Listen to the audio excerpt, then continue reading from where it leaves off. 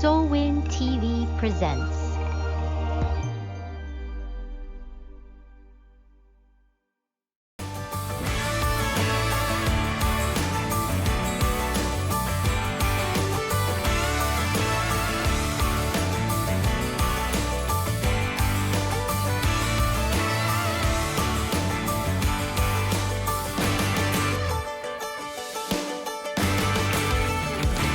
Faith and Hope with Sweet Tea and Sass, encouraging couples to reconnect with God and with each other so they can live their happily ever after too.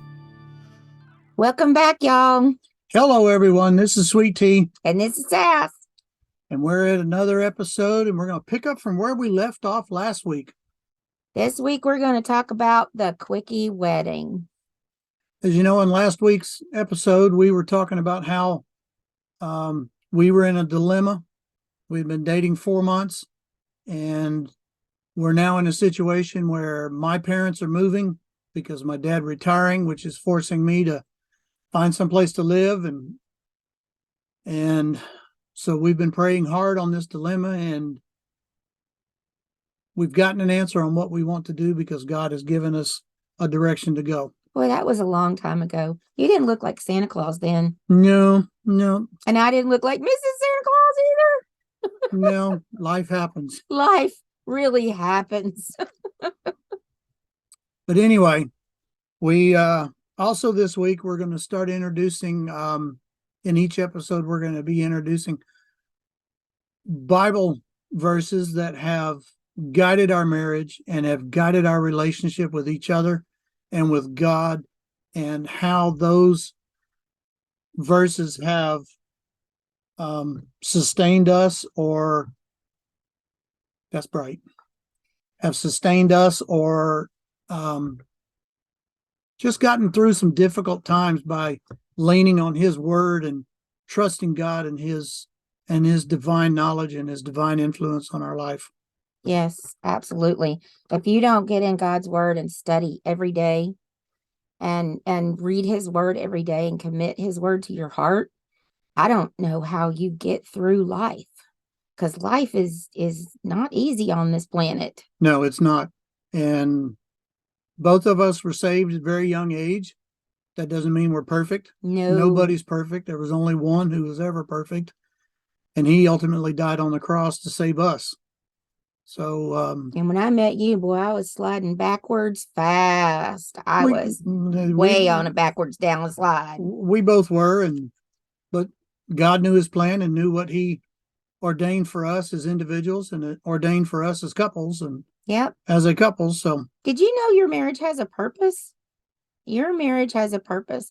God He made you for a purpose, and He created your spouse for a purpose, but He also put you together to accomplish a purpose. Something I just learned recently when we went through marriage coaching certification, that God ordained the two of us and put us together to serve a purpose separate from our own purpose He made us for. And I think that's so cool.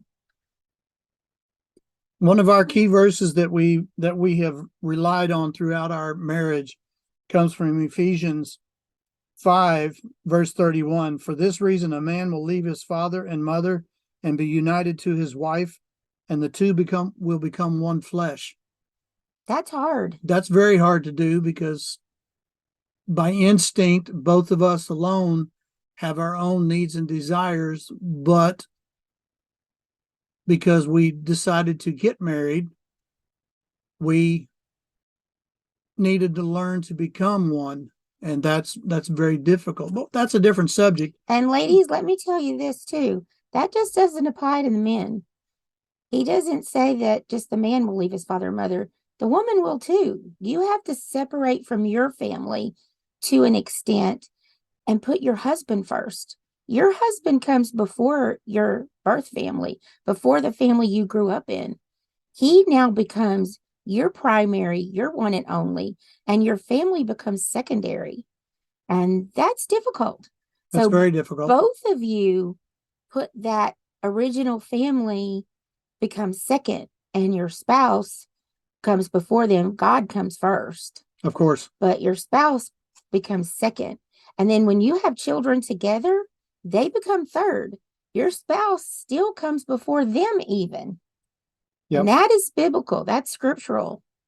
So that is something that a lot of women have a hard time with, is stepping out away from their families and becoming independent of their family and putting their husband first. They stay really attached, especially to their mother. And that's not what God says for us to do. Okay, let's get back on topic here. Yes, the quickie wedding. The quickie wedding. Now, we mean quick. So like we stated in last episode, we have been dating 4 months. So as we stated, this week's topic is the quickie wedding. And when I mean quickie wedding, it was quick. Yeah, but I didn't let you elope like you wanted to. No. Anyway, Wouldn't have that. we had been dating 4 months. And our Technical difficulties. our relationship with each other was growing stronger, but her mom and her stepdad were having hard issues with me being around so much, and Mostly my mom. they really didn't care for me and my thought process and that kind of stuff. So Just you. we true. If she saw him, she just didn't like him. That is true. She didn't like me. I could almost Really a way to put a finger on why or what. She just didn't. I just think that she knew in her gut that he was different and that I really liked him a lot, and that he was probably going to take away her chief cook and bottle washer, as in her house cleaner and babysitter, which is what I really was. And that I was going to marry him, and she just didn't like it. And so she thought, I don't know what she thought. I don't know. I can't tell you. I'm not in her head. Thank you, Jesus. so back to we had been dating for 3 or 4 months, I guess, or for 3 months, and 3.5 about. And we had gone to dirt track races one Friday night, and she told me that her mom said that I could no longer come to the house. No, we'd already been through all that. You hadn't been and- coming to the house for a couple months yet. We'd been going, Yeah, picking that's me true. up and everything. But you with came my parents moving, it was Right. time to make a decision. right. And it was time to make a decision as a couple, even though we weren't married yet. But all of our decisions at this point had become based on thought process together. What were we doing as a couple? What was best for us as a couple? Right. We knew we were going to get married. We knew we wanted to be married. We just didn't really know the timeline at We the had time. originally talked about getting married 2 years later down the road. Yeah. Well, because So- of decisions that were outside of our control, With his parents moving. my parents and moving, and her mom and dad really the job creating situation. a stink. And Right. My mom, and he's not my dad. Anyway. stepdad. Anyway, I know it's a slip of the tongue, but it just bothers me because he's not really my dad. But so he came out to the house. We decided we were going to break the news that we were getting married. We had decided to get married in January after the holidays. His parents were going to come back, and we'd already talked to them and told them what we were doing. So they were going to come back from Dallas, and we were going to get married in January. So he parked the truck on the side of the road because he couldn't pull in the driveway. He couldn't even do that. Couldn't come to the house, couldn't pull in the driveway. We walked to the house and came in. She was sitting at the table helping my sister with her homework. And I said, well, we've decided to get married. And she said, when? And I said, well, we're going to get married in January after the holidays. She said, well, why wait? And I said, well, we just figured after the holidays, it'd be better and easier and, be more money to be able to have a wedding and all of that kind of stuff. And she said, if you're going to do it, just do it. And that was, she knew me well enough to know that I'm sass. I've always been sass. I was born sass. And that was a double dog dare to me. And you just don't double dog dare me. no, you don't. You want to double dog dare me? No, you No, don't. you just don't double dog dare me. So that was just double dog dare. So I said, okay, fine. We'll call the church and see when the next time the church is open. Now remember, this is This is 2 weeks before Thanksgiving. So No, around this the is right just before Thanksgiving. It's right at Thanksgiving. I mean, maybe a few days. yeah, I Oh, guess yeah. it was. Maybe it was the weekend before Thanksgiving. Yeah. So So I said, okay, we'll call the church and see when they have availability. And she said, well, you could just elope. And I said, no, I'm not doing that. That's what you did. That's not what I want to do. right, And so we left. which is what I wanted to do. But That's what he wanted to do, but no, not me, because she was going to sit in the pew and watch me walk down the aisle because I'm sass. And she wasn't going to tell me what to do because I was grown. I was 18. I could do what I want to do. Man, do I remember that. And then I raised two girls just like me. God has a sense of humor, y'all. Yeah. He has a sense of humor. It's so fun. yes, But So- yeah, so we went and got in the truck and left for a few hours so I could stay out of the turmoil that was sure to come after that. yeah, I didn't want to be in the house when that after we walked out. No, not after I stirred up that bee's nest. You didn't stir it up. You just knocked it slap out the tree. You know, that's kind of my personality. I'm kind of, I love you. I love people. I love it, but don't double dog dare me because I am going to get up in your face. I can't help myself. That's where the sass comes from. It just is. And so, yeah, I did. I knocked that bee's nest right out of the tree. And then I left my stepdad to have to clean up the mess. He married her. Yes, he did. Anyway, after that conversation, which was short and not so sweet, but we left and contacted the youth pastor, day. the youth pastor at Yeah. the church. Next day, it was kind of late that night. Yeah, He wasn't around. but Next anyway, day. so we Well, talked we to called the church the next day. Yeah. we talked to the church, and they said, well, we have availability December 8th, and which was a Saturday, and 10 o'clock in the chapel. yep. So I said, okay, we'll take it. We'll take it. 2 weeks away. 2 weeks. We'll take it. So 2 weeks, Set it in motion. and that 2 weeks went by fast. My mom and I went to the fabric store and I bought the fabric for my dress. I had a pattern still from my prom dress, my senior prom dress that we used.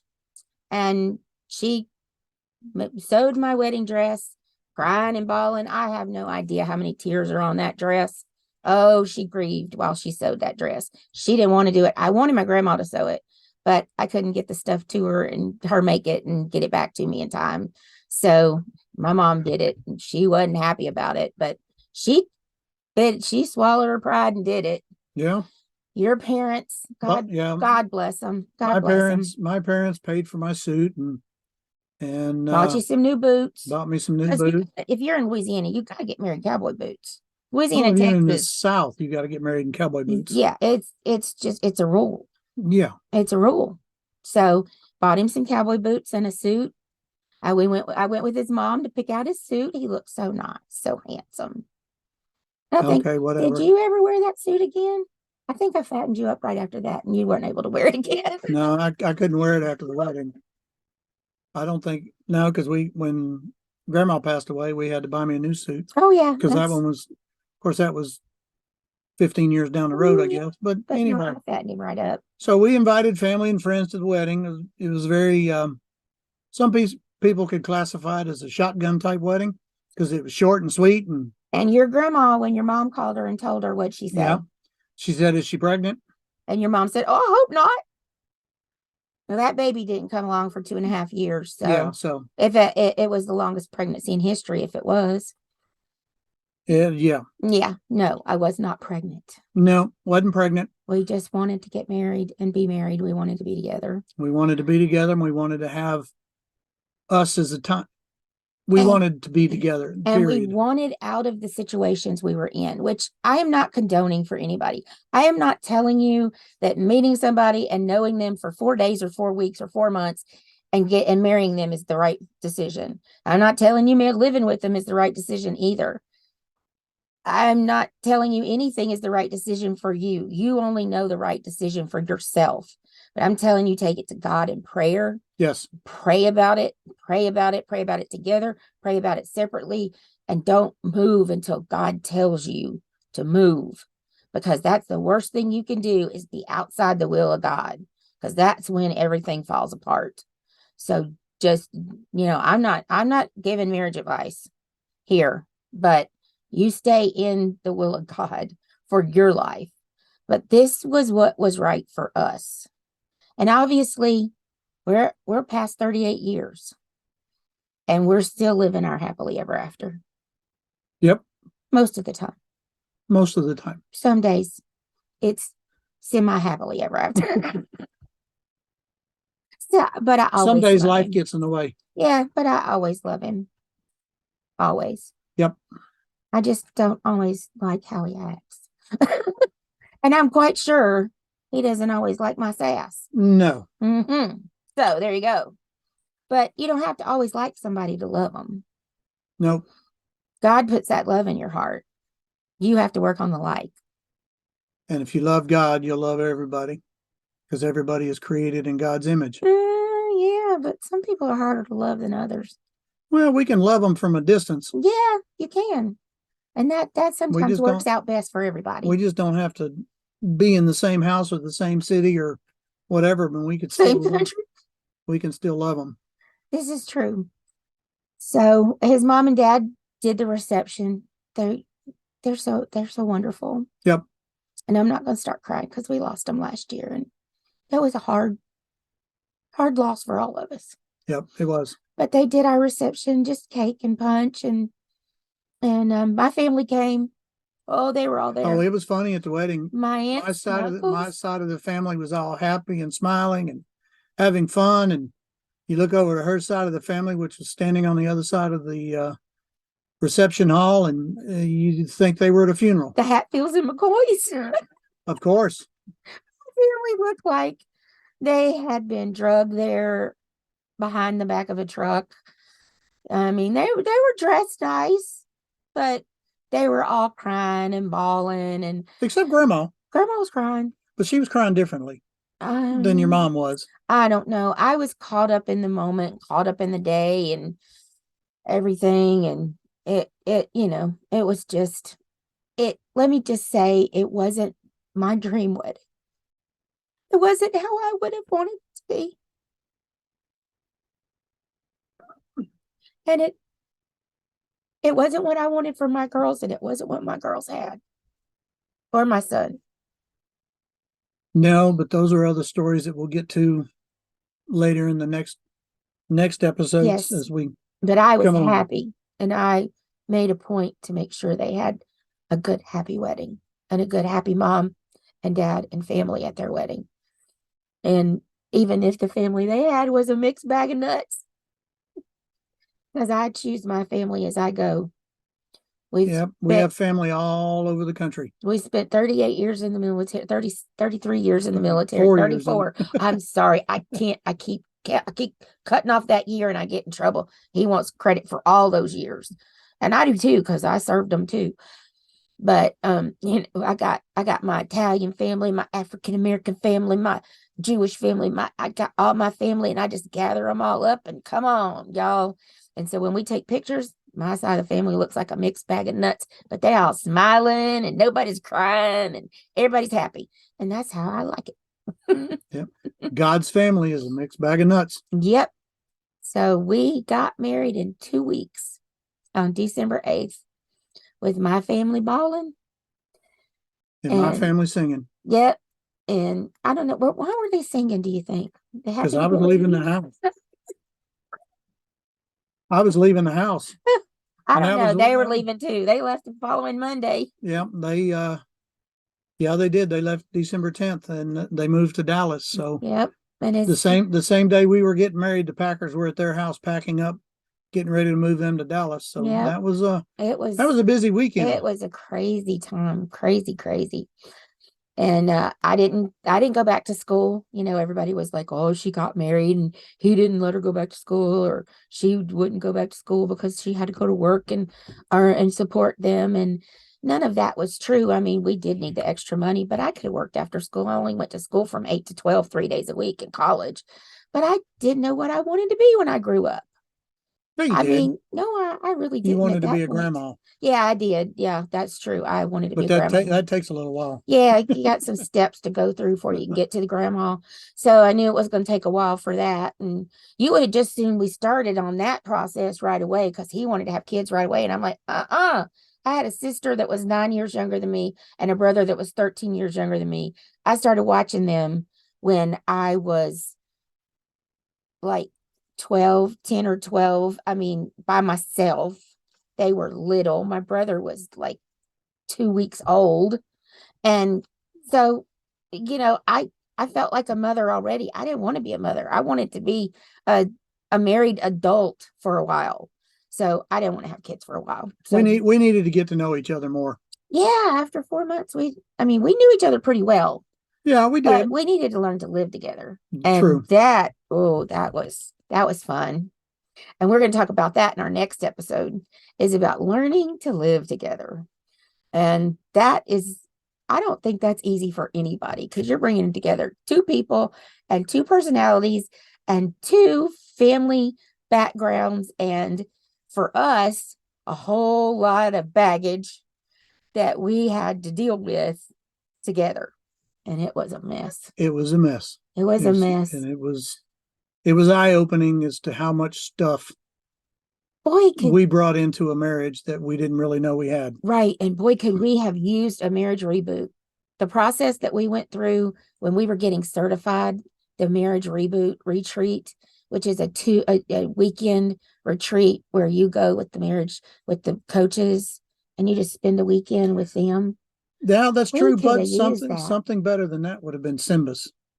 Save your marriage before it starts. Simbas would have been great. Which is a program that you take online, you and your future spouse take together. Or you can do it after you're married too. You can do it after you're married, but it gives you a guideline of what kind of luggage you're bringing into the marriage, and it gives you common ground to stand on and figure out where do we go from here. That would have been terribly helpful. Yes. Yep, that would have been. Yep. That would have been and helpful. To have had certified coaches. I mean, we went through premarital counseling at your church, right? Before we got married, but it was short and sweet, and there was so much we didn't go into. So right. Simbas would have been a great tool for us to have. That would have been really helpful. And you have to get certified as coaches to do Simbas assessments and to coach couples on that. So that's something, if you want to look into that, you can go to our website and look into that, theclaimandgroup.com. And that's something that we do. And we work with couples before they get married to help them, because we don't want you to go through what we went through. No. That's the whole reason we do what we do. Yep. It's so that you don't have to learn the hard way like we did. Try to keep you from stepping on landmines like we did. Oh yeah, we want you to keep both your legs. Actually, our next episode is humble beginnings, and then learning to live together. Humble, yeah, they were pretty humble. Yeah, they were. Yep. So tune in next time, folks. Love y'all. See you later. Bye-bye. Bye, y'all.